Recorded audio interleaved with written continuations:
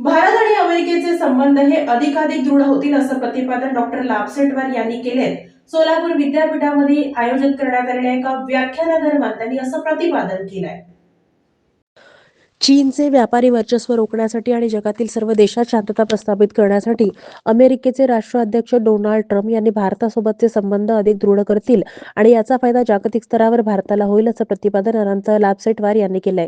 Punyashlok Ahilyadevi Holkar Solapur Vidyapeeth, doctor Anant and Lata Labhsetwar charitable trust Nagpur आणि Labhsetwar foundation America यांच्या संयुक्त विद्यमानानं डोनाल्ड ट्रम्प आणि भारत अमेरिकेचे परराष्ट्र धोरण या विषयावर व्याख्यानाचं आयोजित करण्यात आलं होतं. यावेळी डॉक्टर लाभसेटवार बोलत होते.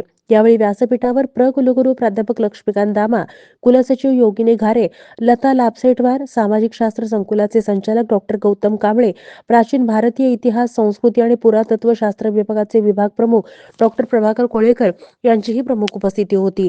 यावेळी बोलताना डॉक्टर अनंत लाभसेटवार म्हणाले, अमेरिकेचे राष्ट्राध्यक्ष डोनाल्ड ट्रम्प हे भारताशी जवळीक निर्मितीला प्राधान्य देत आहेत. चीनचं वाढतं वर्चस्व राखण्यासाठी अमेरिकेला भारताची गरज आहे आणि जागतिक शांतता प्रस्थापित करण्यात भारत महत्वाची भूमिका बजावू शकतो.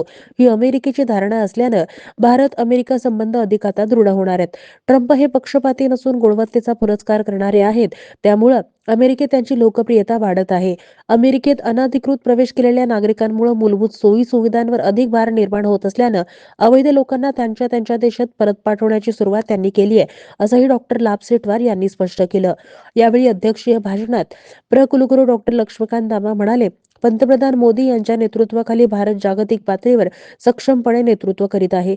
मोदी यांच्या नेतृत्वामुळे भारत आणि अमेरिकेचे संबंध अधिक दृढ होऊन भारताला विविध पातळीवर फायदा होणार असल्याचं डॉक्टर दामा यांनी स्पष्ट केलं.